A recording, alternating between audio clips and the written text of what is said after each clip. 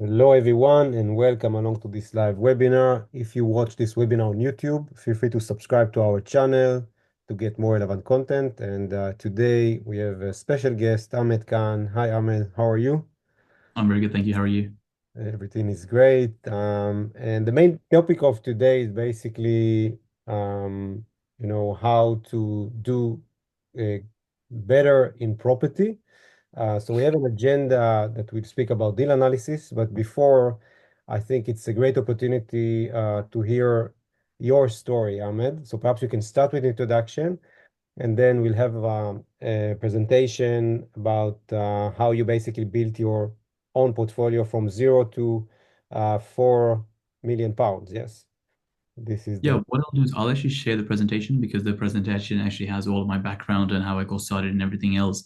So I'll cover both in one.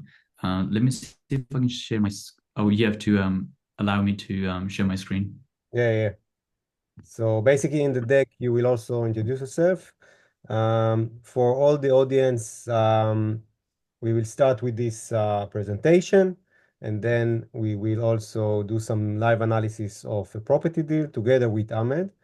You can ask questions on the chat or raise your hand, and then in the end, we'll have a session for questions and answers. So, Yeah, Ahmed, that sounds over to that you. sounds perfect. What I'll do is I'll rattle through this presentation as quickly as possible because obviously we have the deal analysis and the Q&A session and everything else. But this will give a background of what I do, and so it will make the Q&A a bit easier. So if people have any specific questions, they can ask me. So and just for context, everything I speak about, and like I said, I will do this quickly. Um, Whenever you do a 20-minute presentation, there's only so much you can cover, and you can't go into the nuts and bolts because, well, you have 20 minutes. But if you go to my YouTube channel, it's all entirely free. You don't have to input anything. You can watch my 11-hour course, 4-hour course, 7-hour course, and 10-hour course. So everything I talk about, if you want specifics in terms of how to do each step at a time, you can watch it there. But this 20-minute presentation is more of a big picture overview. So I finished university September of 2016, studied economics at UCL. And like most people who study economics, you're trying to get some sort of job in finance. So I applied for banking, consultancy, accounting. I applied at IBM, basically, whatever I could find really when I was at university for 3 years. Didn't manage to get a single job. Forget job, didn't manage to get an internship. I went in thinking I'll get a 1 week internship in first year, then I'll convert it to like a longer summer internship and followed by a graduate scheme. But I just didn't seem to get one. I think interviews just weren't my strong suit, and it just never really happened for me.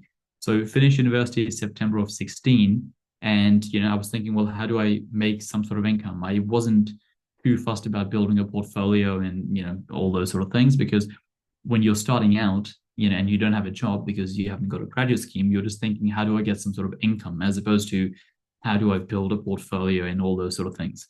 So I started renting, 1 bedroom flats, 2 bedroom flats in Hertfordshire. So this is one of the ones I rented for £1,200 a month. Took some, furnished the property, took some professional pictures, and put it onto Airbnb. Now, like I said, I was renting this for £1,200 a month on Airbnb for 34 nights. I could rent it for around £2,700 a month. So this is, what is now commonly known as the rent to service accommodation model. I did that quite a bit. So I did this in Stevenage, Welwyn Garden City, Letchworth, a whole bunch of different areas, in Greenwich, in Maida Vale, in Victoria, in London. And so I was renting my own properties. I was managing other people's rent to rent properties, charging them a fee. I saved up all that money. And then I essentially moved from the rent to rent model into building a portfolio because now I had, a bit of an income, and therefore the income wasn't the main priority. It was how do I build up, and build some sort of portfolio. So, question for the chat. When you buy a normal £450,000 investment property, how much money does that take? So, all in deposit, stamp duty, legals, just chuck some numbers out. By the way, this presentation was created before the stamp duty increase. So, the numbers will be based on, not the 2% additional gain. Okay, so we have Ettore said 80,000, Graham said 125,000, Suresh said 150,000, Amir said 130, Linda 150, and there's 70. Okay, so this is the breakdown, right? 25% deposit, 112,500. Stamp duty 26,000. Now, of course, this has gone up by a further 2%. Legals 2,000. Furniture around £5,000. A total comes to 145,500. Okay, so some people were very, very close to that. Now, the reason that's important is because when it comes to building a portfolio, the single biggest constraint is money. I know knowledge is a constraint and experience is a constraint, but those gaps are slightly easier to plug. The money gap is, slightly harder to plug because if you don't have it, well, there's not much you can do unless you learn how to raise money and so on and so forth, which of course is an option. Now, this is what I did instead. Rather than spending £145,000 cash and then renting that property out, this is what I did. This is a one-bedroom flat I bought in West Hampstead. So you can see the living room here. This is the kitchen, the main bedroom, the bathroom, and this is the floor plan. So you coming through here, bathroom, bedroom, living room, and the kitchen. Now, I essentially converted that property from a one-bedroom property into a two-bedroom property. So now you can see the kitchen is actually in the living room, and the old kitchen has now been turned into a bedroom. So you can see a side-by-side comparison. The walls haven't moved, everything is exactly the same. The plumbing hasn't really moved, but I've simply just moved the kitchen from one side to the other side. And you can see the pictures here. So the living room now becomes an open plan living room. The kitchen now becomes a bedroom. The bedroom gets refurbed. The bathroom gets refurbed. And these are the numbers. I bought this for 303,750. By the way, just say in the chat if you want me to slow down. Obviously, I'm trying to rattle through this, but if I'm going a bit too quick, just let me know and I'll like slow it down a bit. If the pace is okay, just give like a thumbs up or something, and I'll know. I'm okay for pace. So bought this for 303,750. The total cost were £84,883. So this includes your stamp and your refurb and your legals and everything else. 6 months later, the property was revalued at £450,000. I refinanced the property, so this is not my valuation. This is a RICS mortgage valuation. Now, when I refinance that property, my money left in. I'll do the Q&A at the end. So Ozzy, I'll remember that question, and I'll do that at the end. The money left in was £51,000. So I'm assuming most people are familiar with the BRR model, where you're buying something, adding value, getting a new mortgage, and refinancing. If someone's not familiar, again, we can go through that in the Q&A. But the point to note for the time being is that I have ended up with a £450,000 property, which has cost me £51,000. Now, if I had sold it, I would have made a profit of around £61,000 on that deal. But obviously, I didn't sell it. The reason this is highlighted is because I refinanced. Now, like we said, traditionally, to buy a £450,000 property costs £145,000. Doing it this way, it cost me £51,000, which is a third, which is significantly better. So this is actually the first one I did in Battersea Park in London. So again, you can see the one bed, it turned into a two bed. You can just see the kitchen here in the corner. And this is the bedroom. This is the kitchen, which was converted, the bathroom, which was renovated. And I bought that for 237, refinanced at 320. Money left in was £31,000. So that took the portfolio to 320. Then we had London Bridge, again, same, one bed into a two bed, bought for 330, refinanced at 450, money left in 61. Portfolio goes to 770. Vauxhall, again, one into a two, 290, 390, 30,000, in terms of the numbers there. Then we had Brixton. So this is the one I've actually sold now. So again, this is the one into a two. So bought it for 240, refinanced at 320. I've actually sold that a couple of months ago for £400,000, which was, a very good value for me. Then West Hampstead, obviously, is the one I've just shown you here. Okay, so this is where we are. £450,000 property normally costs 145, cost me 51. There's still a problem because, well, you still need £51,000, which can be pretty significant. So one thing you could do, if we look at the numbers, like I said, my money left in is £51,000 and my profit is £61,000. So if I hypothetically bought a one bed, turned into a two bed, and I sold it, I would have made £61,000, right? So whatever amount of money you're starting with, now you have £61,000 more. If you then did another one bed, turned into a two bed, and this time you refinanced it, well, that would cost you £51,000. So imagine you bought one and you sold it, you make 60, then you buy one and hold it and you leave in 50. So you're basically making some money, leaving some money, and making some money, leaving some money. And So as long as you buy one, sell one, buy one, sell one, you can keep building that portfolio and hypothetically never run out of funds. The only problem is it would just take a very long time because you have to do two projects in order to hold one property, which can be time consuming. So this is a new model I came up with in I think this was actually in 2020, not 2021, just at the start of COVID. Well, a few months into COVID. This is a three-bedroom terraced house I bought in Stevenage. And so this is a living room, bedroom, bathroom, and a very typical three-bedroom terraced house floor plan. And so we converted that into two flats. So we had a flat downstairs and we had a flat upstairs. And so if I show you the numbers, I bought that for 265. Again, total costs were £84,000. The GDVs was £410, £410,000. The profit was £60,000, and the money left in was £42,000. This is, by the way, on both of the flats, not just one flat. So therefore, the profit per flat was £30,000, and the money left in per flat was £21,000. So hypothetically, imagine you turn a house into two flats and you sell the one upstairs and you make £30,000. You refinance the one downstairs and you leave in £21,000. So that way, like I said previously, you can simultaneously hold one, sell one, like sell one, hold one at the same time, rather than doing two projects in order to hold one property. So that way you have no money left in as long as you flip one, hold one, at the same time. So that, like we said right at the start, normally it costs you £145,000 to buy a property worth 450. By turning a one bed into a two bed, it costs you £51,000. By turning a house into two flats and selling one, well, technically, it can cost you no money at all. Now, this does have an asterisk because the house conversion flat is worth £205,000 because, well, like I said, two flats are worth 410. So that means each flat is worth 205. So you get the concept. Like the math is technically not exact, but you get the principle behind it.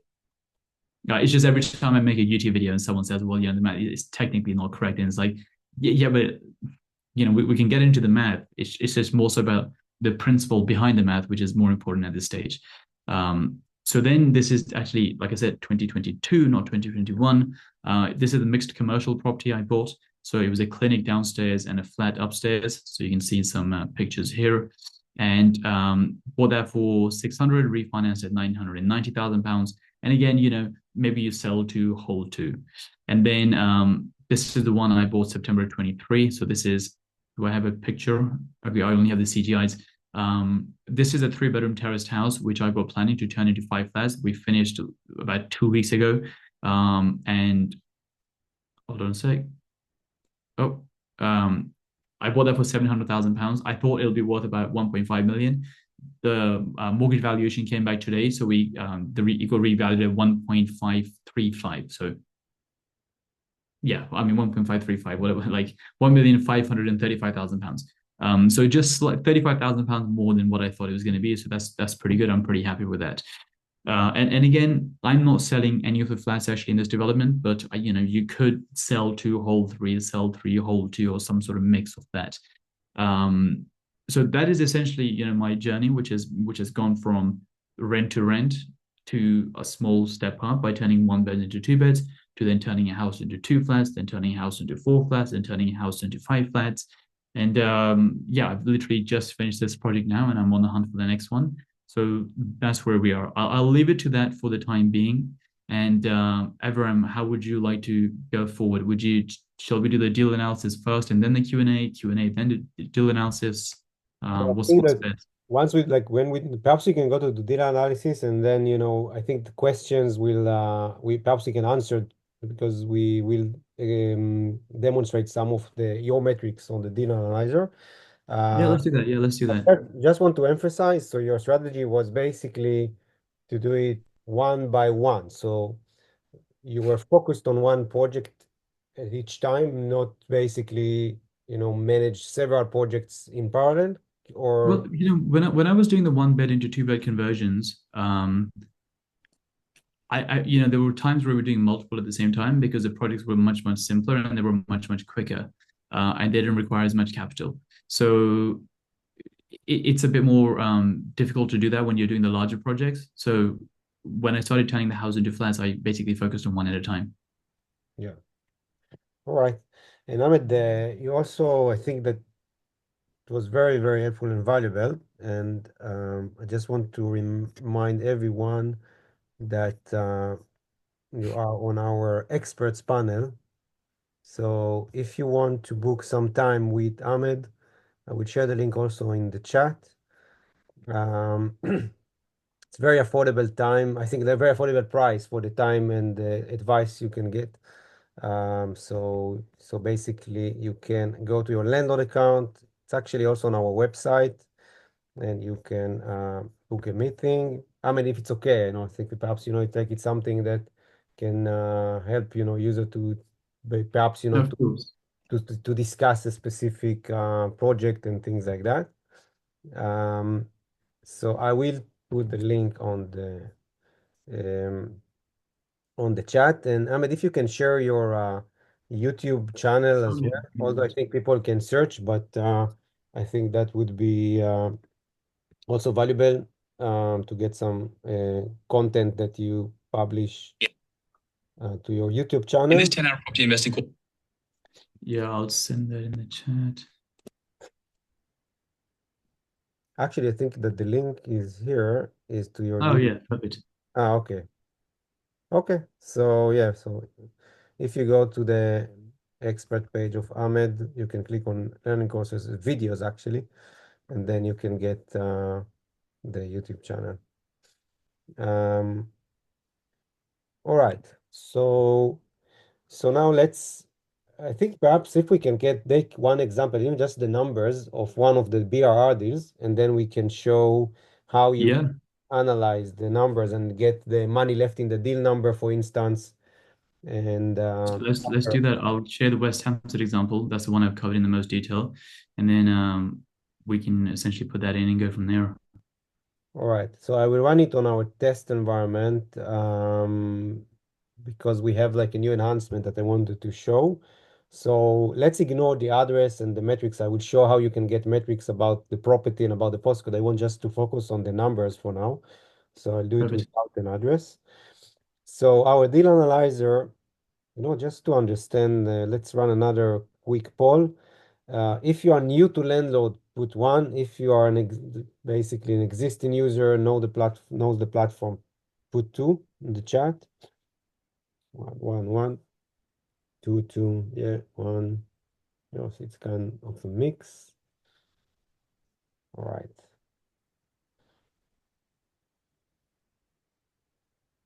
Okay. Thanks, guys. Okay, so landlord in a very quick high level, you have three main sections: the invest, manage, and the finance. The invest is the place to source properties. Yeah, this is the Q environment. Let me go to the production environment. So basically here we have tens of thousands properties from estate agents, properties being uploaded to the platform on a daily basis. On our premium plan, you can add properties to your watch list. We are running a Black Friday promotion these days for premium plans, so it's very beneficial, I think, to upgrade during this month. So you can add properties to your watch list. You can get more information about the property. You can also use the auctions tab to get properties that are now listed in auction houses, online auction houses all around the UK. You can also select properties by category. And also on the premium plan, you can set sourcing alerts to the properties that you keep on your watch list. So you can get notifications on price increase, price decrease before, like a reminder before the auction date and more. And you can also create your own search criteria. So the platform will notify you when there is a new property matches your criteria being uploaded to the platform. So you can just define an address and radius from this address, price range, and the type of properties you are looking at. And then you can save this criteria, and then you will start getting notifications. So on the invest side, you will also find the deal analyzer that we will show you in a sec. And you can also find the postcode information. And on the premium plan, you have unlimited postcode information searches. So you can type an address or a postcode, and then you will receive metrics about this postcode, some facts about this area, the capital growth in the last 5 years, statistic about rentals, average asking prices, comparables, and other important metrics. So this is on the invest part of the platform. The manage part of the platform, we will not touch it right now. This is more for existing landlords to manage your existing portfolios, to manage your documents, tasks. We have webinars on our YouTube channel, so you can watch, and some tutorials here on your landlord account if you use this. On each page, you will have the tutorial for the specific page. You can also manage your tenants and tenancies, track your rent collection. You can invite your tenants to their own dashboard and get maintenance reports. And you can also manage your cash flow and income and expense transactions and generate reports. And this is the manage section of the platform. And the finance side section is the place to find your finance options. So landlord is connected into a live feed of mortgage products. And the engines in the background will do the analysis based on your data to show you products that should be a good fit for you. And you can play with the parameters here. For instance, the platform is doing the stress test for you. So let's take an example that this property rental income will be only £100. So this now should fail the tests of the lenders because there is not enough rent to cover the mortgages. So you will see many lenders that will not be able to provide a mortgage. So you can also, it's not just an aggregator, it's actually doing some calculations in the background, and you can start a process to get a mortgage illustration online and then track your mortgage application online. And same goes for bridging finance. You can get indicative terms for bridging finance using landlord. So yeah, so now let's go back, Ahmed, to our topic, deal analysis. So we will use, yeah, I see there are some questions. We will answer them, don't worry.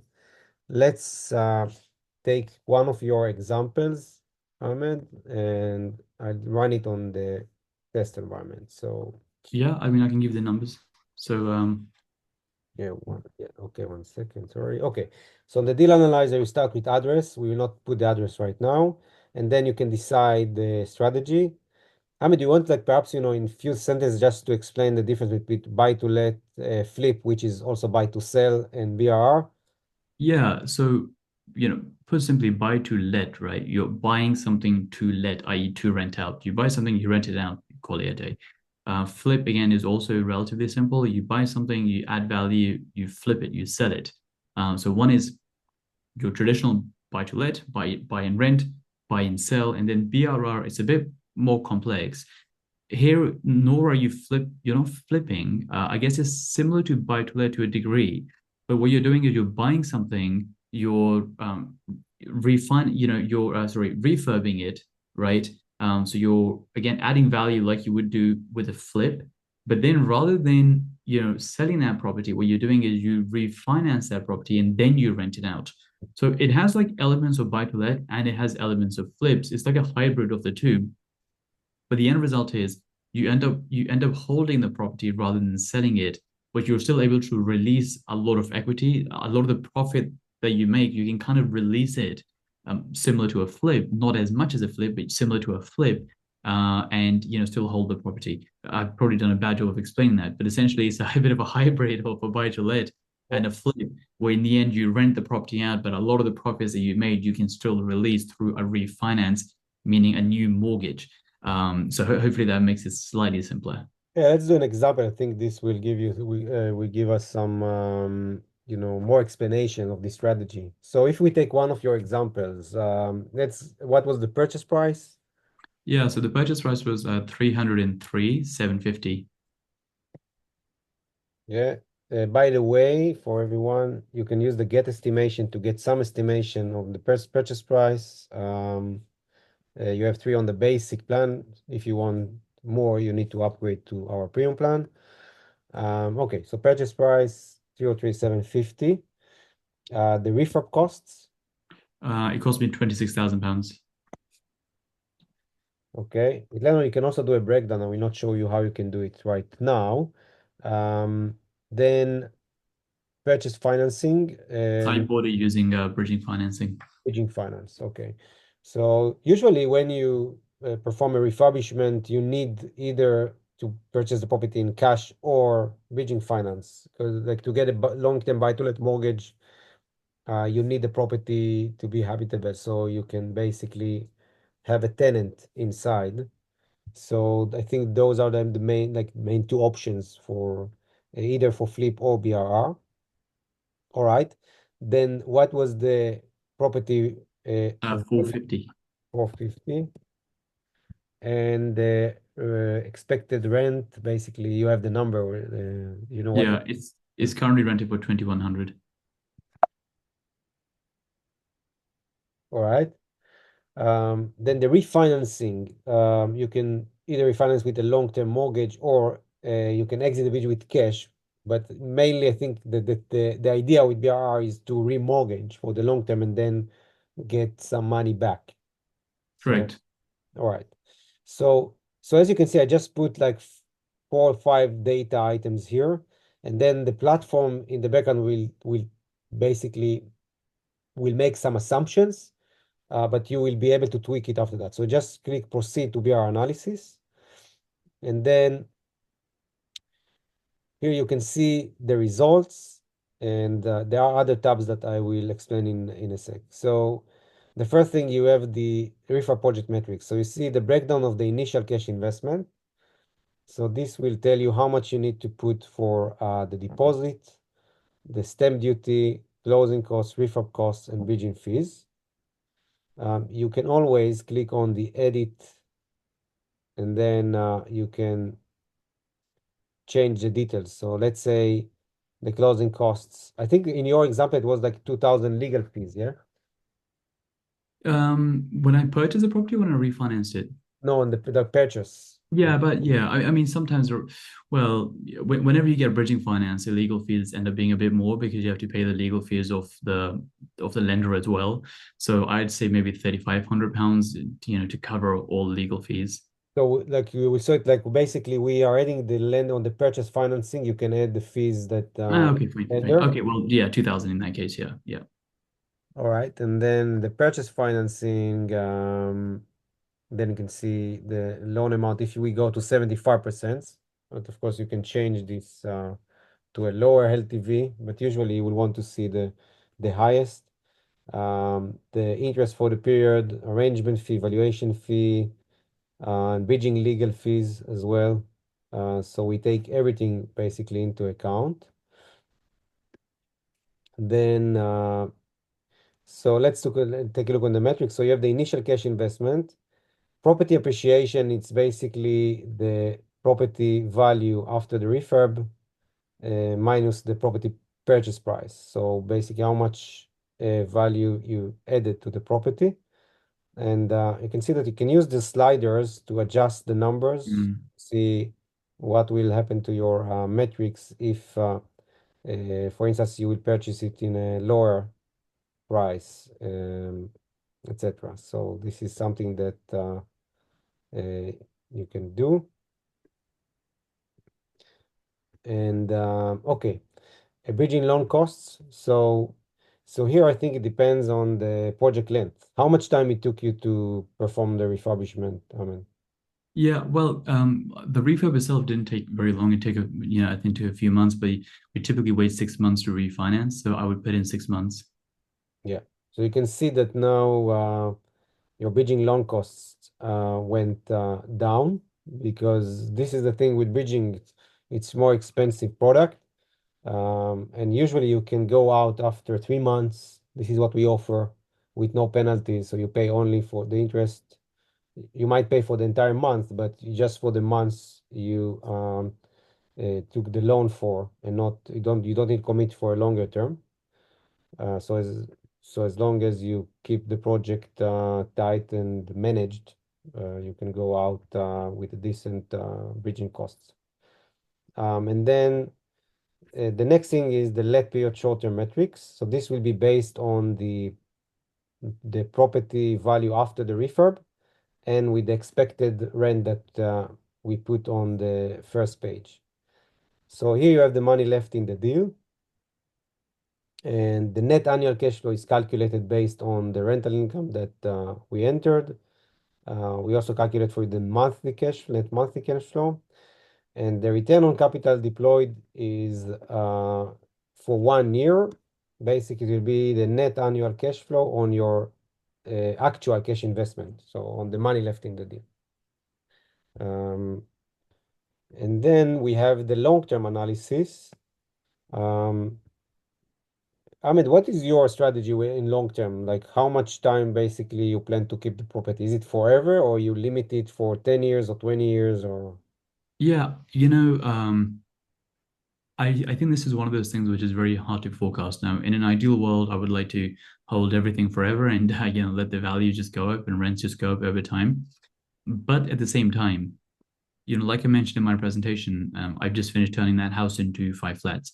Now, in order to hold all 5 flats, I needed quite a bit of cash. Now, I don't have unlimited cash lying around, which I can keep dumping into properties. So I ended up selling my Brixton flat and my Battersea flat to release some capital, some equity, which I can then put into this larger development so I can hold all 5 flats in one building. So for me, it's a case of I want to sell the least amount of flats in order to hold as many flats as possible. That's how I think about it. If tomorrow an opportunity comes up whereby I can hold 5 flats and I need 150,000 pounds, I'll sell one of my flats, release 150,000 pounds in order to hold another three, four, 5 flats because I end up with more properties that way as opposed to holding one. So my equation is really uh, how, how can I hold the most amount of flats as possible? But in an ideal world, yeah, like I said, I would not sell them. And so the ones I'm holding, I want to hold forever, unless I have to sell them to hold more forever. And that sort of like continues, hopefully. Yeah, yeah, makes sense. That's one last thing on the long-term assumption metrics. You can also apply different scenarios. So the default scenario is something that we assume, like the platform assumes, but you can go to the manage scenario settings. This is a page on your, it's a tab on your settings page. And here you can basically play with the generic assumptions of the platform. So for instance, if you think that you want on the default deal, like any random deal, the property appreciation will be only 3% a year. Let's Uh, try 3% annual property appreciation and 3% annual property rent. okay, Can we try the so 3% rent as we can well? do it we can do it on the account level, but let's do it on the deal. Perhaps it's easier. So on the default scenario, I would just click edit scenario, and then you said, okay, so 3% property appreciation, rental appreciation, uh, like based on your history, how much you would like you raised your rent year over year. Yeah, well, I mean, it's been obviously a funny time the last few years with rentals increasing a lot more than what they have normally. So I'm really not sure what that equates to in terms of a percentage. But I would say, In most agreements, assuming a 3% rent rise is pretty standard. Yeah. Uh, the Savills forecast, generally tends to say about 3% annual rent rises. So hence I go with the number 3%. Now, property appreciation actually. Now, the sales forecast for the next 4 years is around 18% for 4 years, which comes to about 4.5% per annum. So maybe we change that to 4.5% and keep the rentals to 3%. Okay. Just to, just basing this on the Savills forecast rather than my own projections. So I'm Uh, happy with 3% here. Yeah, that sounds good. and 3% there. Okay. Occupancy rate, I'm basically. happy with 95%. I think that's reasonable. Okay. Can be more, can be less, but I think that's pretty reasonable. Yeah. Okay. And then basically this takes you like in 10 years period, and you can play with this to see different time. the long-term ROI. This takes the net cash flow for 10 years plus the property appreciation. And the IRR is on your basically the return on your capital deployed, but it takes also into account the property appreciation. So in BRR, if you do it right and you were able to increase the value of the property, you can see high returns on the cash that was deployed into the deal. And again, I go back to this metric, sorry, not the money left in the deal. So basically, If you just scroll up for a second, sorry, all the way up. Um, yeah, you know where we have 475. Let's trade that back down to 450. yeah, sorry, yeah. Just to make it a bit more, accurate based on my deal. Um, because then if you scroll down, the money left in should be close to £50,000, 37. Because we've assumed 6 month bridge. Let's just put it back to 12 months. So the numbers are a bit simple. Yeah, there we go. Cool. That better represents, what I have. Yeah, And so if we go down to the IRR and everything else, yeah, there you go, 30%. I mean, that's I'd be happy with that. yeah. And and then you can like when you press it, but you can also run best case scenario and worst case scenario. And here again, we have our own assumptions, but you can play with it. So if you want to see like a best case scenario of 7% property appreciation, I don't know, 4% rental I mean, appreciation, that would be pretty good. yeah, 98% occupancy rate, okay? But then you can also run the worst case scenario to see what, if 92% means like 1 month every year, the property will be with no tenants. Only 1% property appreciation. You can also put the minus figure. Actually, looks like we cannot, so it's a bug. Because I think that it can be like a worst case scenario that prices will go down, Yeah, it could, yeah, it could. or even zero appreciation. And then you can see at least again. Also, it's interesting here because also the worst case scenario. So you don't have almost any zero property appreciation. So you see like over the years, the property value keeps on 450. But because of the cash flow every year, basically, I believe this what makes the difference. Yeah, I think it's because your money left in is £50,000, and if you're making 4,700 in cash flow, whatever that figure comes out to be, you're still gonna have a pretty healthy, and obviously it's assuming, I think, the initial appreciation that you forced up as well. Yes. Um, it's Yeah, the yeah, initial yeah. This profit is and the then long. the Yeah, long-term cash flow. exactly. Yeah. So yeah, okay, interesting. All right, so perhaps now we can take some questions. Um, Shall I just go through the yeah, chat and just run through the questions as quickly as possible? absolutely. Yeah, yeah. Okay, so we'll start with Aussie. And the question was, when you did the conversions, did you go through planning permission? Now, I think this question was referring to the one beds into two beds, not the houses into flats. And no, you do not need any planning permission since all of that is internal. What you do need is called freeholder consent, but that's very different to planning. Do you need building regulations for the alterations? Yes, you do need building regulations. You need building regulations for anything you do really. Because when you go to refinance that property, they're going to ask you whether work's compliant with building regs, and the answer is yes, and therefore then they want to see the certification. What a great idea! Did you lose much interest when selling due to a smaller kitchen? No, this is something I've been thinking about recently, and this is one of the reasons I'm going to do another one bed into a two bed conversion very soon, and I'm going to do on a JV basis. So I'll join venture with other investors, and what I saw now I did have this hesitation when I was doing these that, well, is it going to be hard to sell because obviously the kitchen is now smaller, but I sold both my properties very quickly and at market value, and I think one of the reason is that I know especially this is the case of one of the people. It was a first time buyer and they work from home. And so they treated the second room as a study because they needed a place to work from home. Whereas normally with a one bedroom flat, you would have to work from the kitchen, which is not ideal. So I think because of the way work has changed, since COVID, really, obviously I started doing this just before COVID, but since I think the way work has changed in COVID now, everyone works from home at least 2 or 3 days a week. And so having this smaller second room actually is more beneficial than losing a tiny bit of kitchen. Now, is there a minimum size for the living room? I aim for 15 square meter plus. That's generally good. Obviously, bigger the better, but 15 plus, I'd say. What will the renovation and conversion cost? Well, it depends on which project. If it's the one bed into a two bed, I was paying around £25,000, £28,000.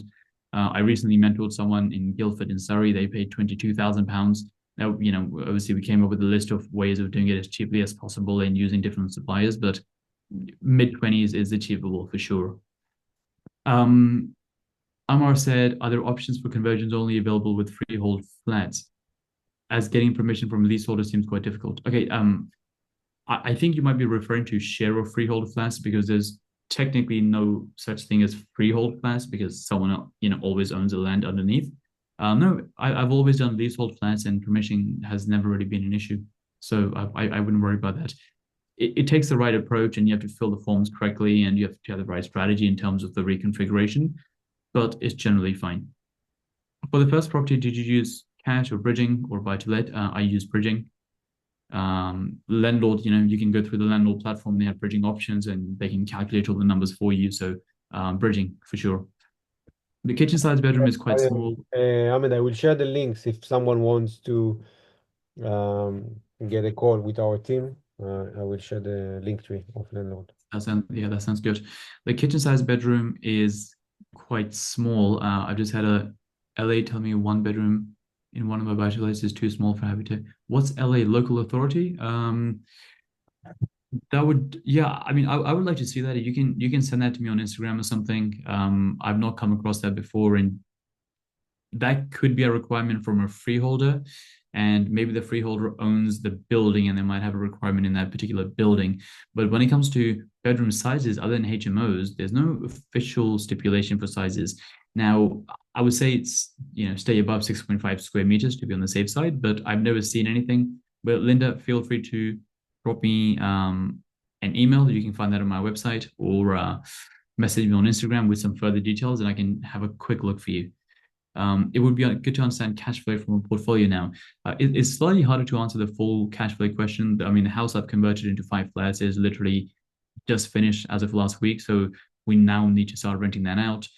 So once I have that, I'm planning on making a YouTube video with, I've done it before. If you go on my YouTube channel, there's a video with all my properties and all the cash flows, but it is slightly out of date now because rents have gone up and I've got 5 more properties coming on, which are currently empty. Are there any building regulation approvals that you went through to do the conversions? Asked by Fatai. Hopefully, I've pronounced that okay, Fatai.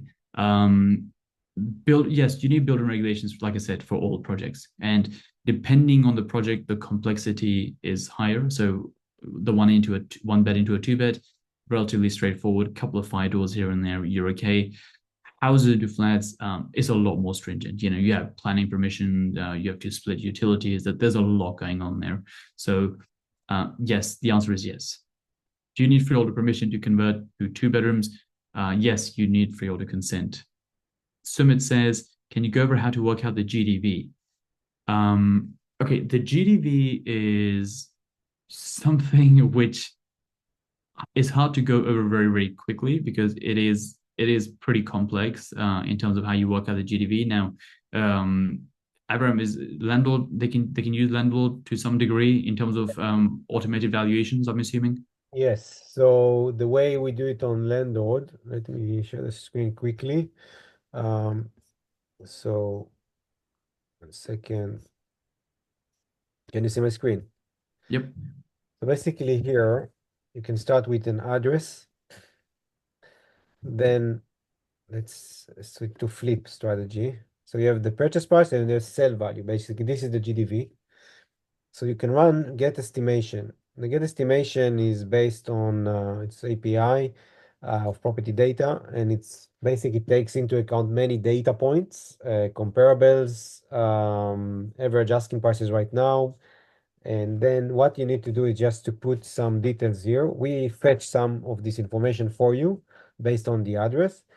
But let's say that you had a 1 bedroom in this postcode flat.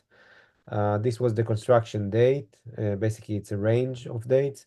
The internal area in square meters, number of bedrooms, and the interior finish quality. Okay, so let's say it was below average. Okay, with no outdoor space and one off-street parking spaces. Then you click estimate.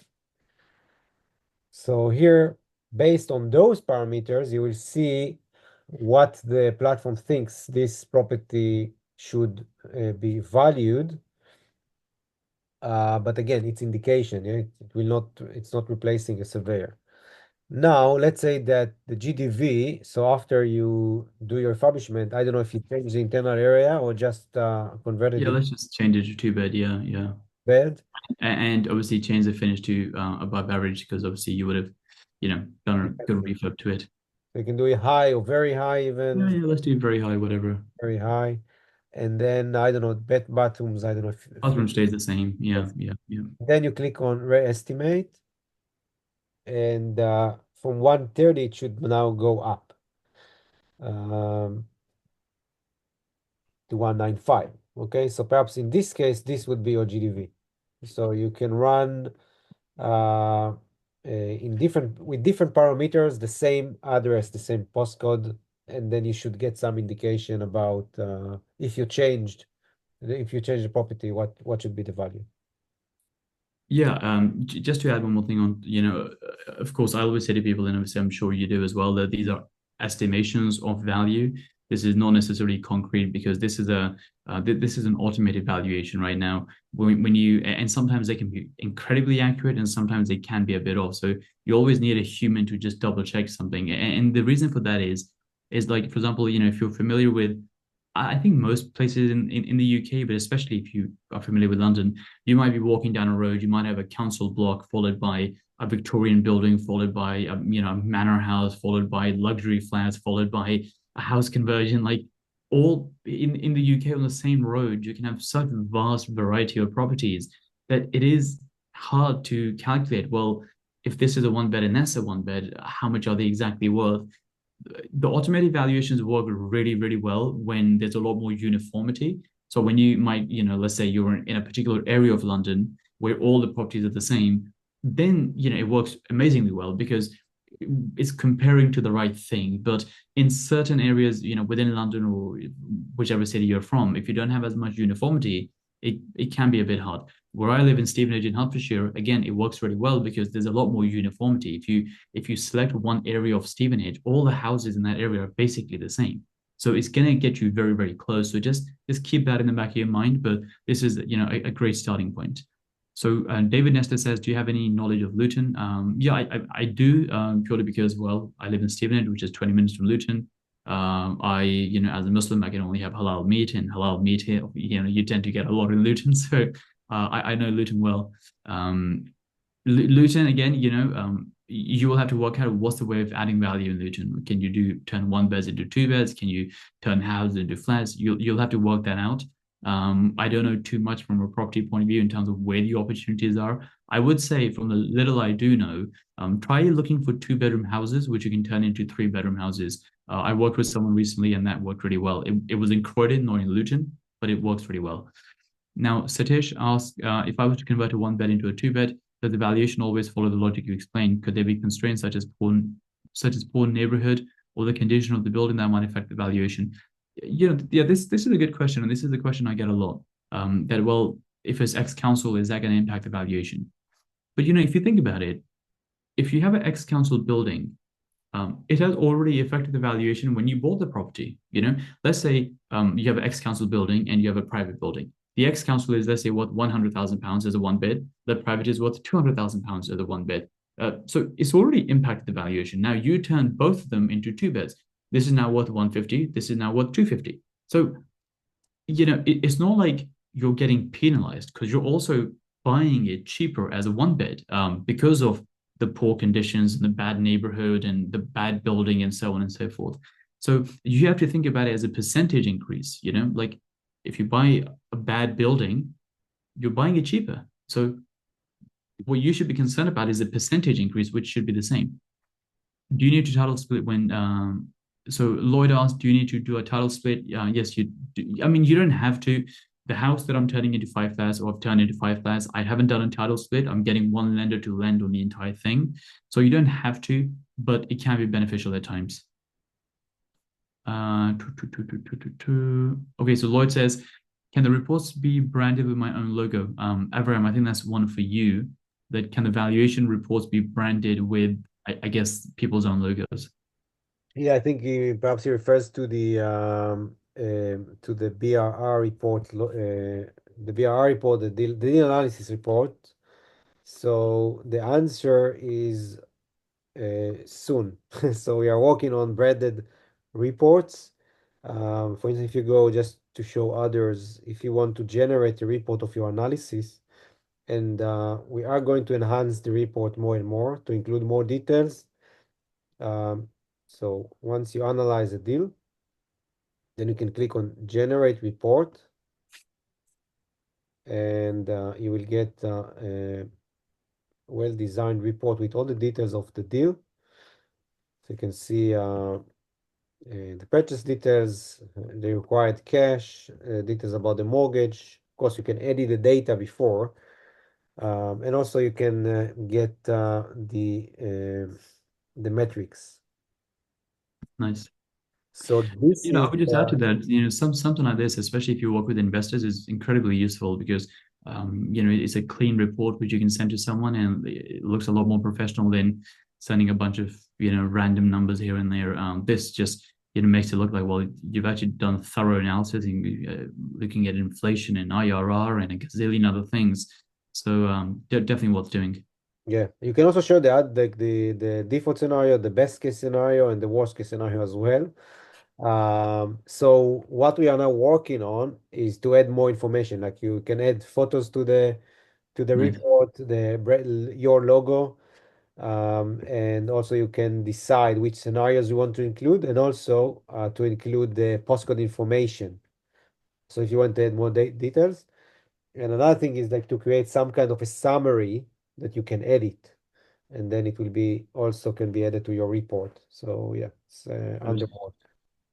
Okay, so I've realized there's like 20 questions and we have like 5 minutes, so I will go Yes. through them incredibly quickly. You All might right. not get the longest answers, but I'll go through them quickly. Sorry, were you going to say something?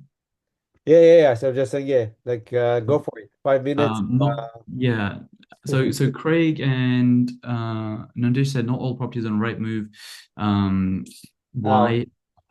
Go so on. yeah. So on landlord, so we are increasing. Yeah. So if you can see on the on, so basically you have few ways. Like on market properties, there are around 200K. This is filtered, so you have here 163. It was 50, so now we are increasing to 200. The goal is to go to 600, basically almost all of market. But on the property list, it's not easy because you need to select a category. But here we should cover all of market. And I know there was like a request to include all categories, but we don't have this option because we are using an API. But we will keep enhancing the listings. Um, but it's increasing. I think you can find, um, I think many properties here, and basically properties that also can match your criteria using the sourcing alerts. Yeah. To the next Perfect. one. I mean, yeah. There's also another question about how does landlord calculate the refurb cost, if you want to. So we don't calculate. We let you put the refurb costs, and you can play with on the slider. So if you choose flip. So currently, so here basically you need to say, okay, I'm going to purchase in 100 and then increase to 150 and invest 20. Um, we do have a breakdown of the refurb costs. So if you go to when you edit the property on the purchase details, you can see the refurb cost. You can click on enhanced works plan. You need to save the deal in order to do that. And then here you can create a schedule of work. So you can put kitchen and then the cost of this kitchen. And we have also plans for this area. So basically, we will recommend you what should be the costs for kitchen in this postcode, like this level of upgrade, etc. So this is what we have in terms of refurb costs. And yeah, to Okay. the I'll just pick some of them which are easy to answer. Yeah. What level do you target across the portfolio? I'm normally leveraged 75%. Can you explain the now Darren says, can you explain the exit with bridging cash on the Q&A? Yeah. So essentially I'm buying the property on a bridging loan. I add the value and then I refinance onto a buy-to-let mortgage. David said, how accurate have you found the estimate part of the deal analyzer? My estimate of a property I'm in the process of buying is about 20K above what I thought it could be. Yeah, I think we answered that, earlier, that take it with a pinch of salt. If you're only 20K up or down, depending on the property price, that's not too bad. Suresh said, how do you find a good building team? I always go on recommendations. So if you have any family, friends, colleagues, anyone, maybe you go to work and someone's done extension recently, I always go with recommendations. I pretty much never go with someone who I've never worked with before or someone who, I don't know, who hasn't worked with someone else before. Pida said, when I refinanced onto my current property, the bank valued my house on the current market for this type of house and did not consider any of the refurbs I had taken. How do people in the BRR seem to get new values based on the refurb? Yeah, so that's a good question. It's technically not based on the refurb. The lenders don't really care if you've done a refurb or not, to be honest with you. They go to that property, they value what they see on the day. You could have spent £1 million in the refurb, but that doesn't matter to them. They care about how big it is, the location, the condition. So in that case, what might have happened is maybe you paid too much for the house. Maybe you paid above market value for the house, that even when you did the refurb, it didn't account too much. That could have been the issue. There could have been other issues. Maybe you just had a bad valuation and you had to go to a different lender. But the refurb itself technically doesn't matter. Now, Perry said, are you holding them in a limited company? Yes, the answer is yes. Ratid Zai said, do you recommend focusing on multiple areas for investment? Oh, sorry, one area or multiple areas? Rule of thumb, easier to stick with one area than multiple because you'll get to know the agents, you'll have a build team there, you'll have a maintenance team there. Wayne said, in terms of one bed into a two bed, what are the long-term risks? Well, it's generally one of the safest strategies possible because you don't need planning permission. There's no big building works that you're doing. So none really that I can think of.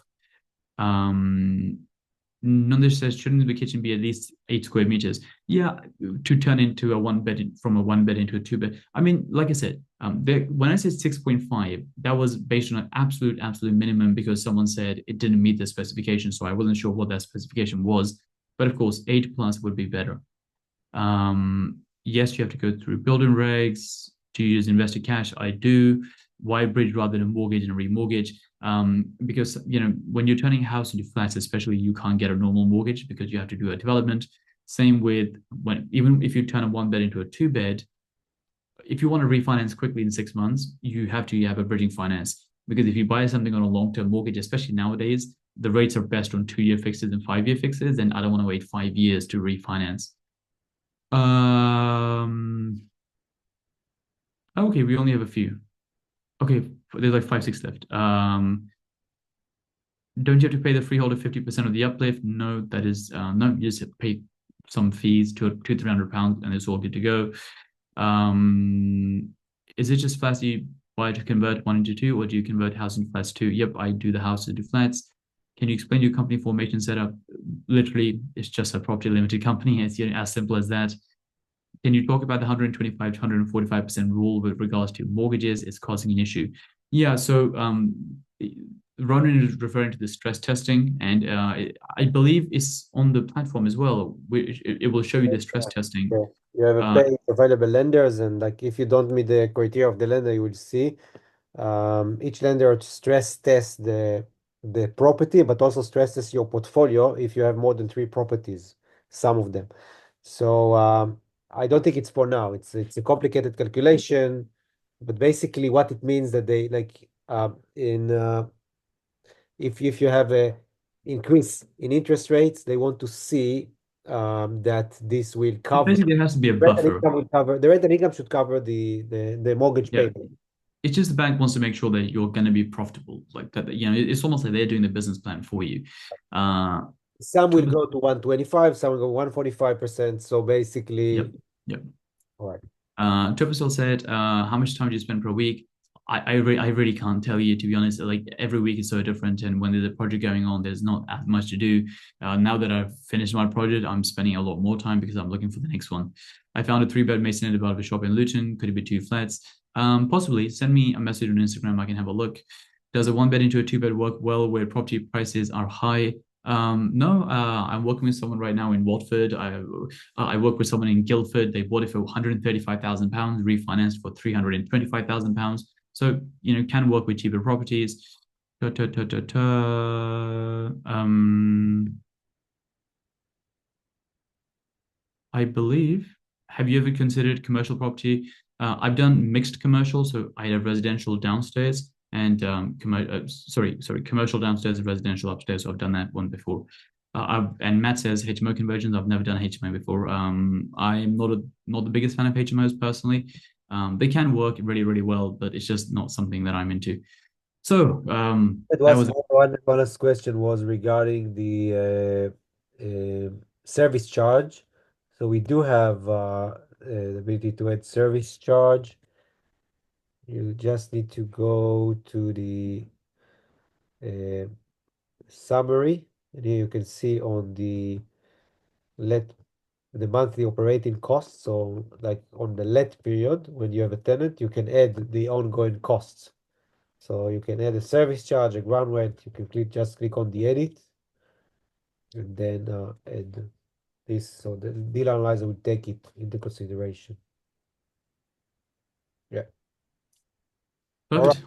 Hopefully that was useful. I tried to rattle through the presentation and the questions as many as possible. So if anyone missed anything, or if you have any further questions, you can reach me on Instagram, which is I'll post it actually.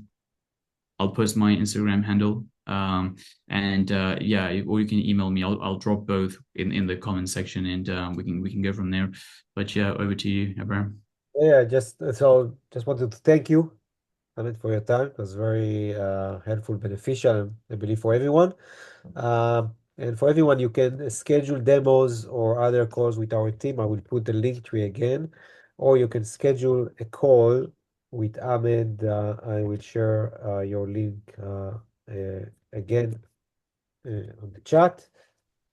Subscribe to our YouTube channel, and we will see you in the next webinar. Thank you very much, and have a great evening. Thanks, Thank Ahmed. you. Thank you. See you guys soon. Bye. Bye.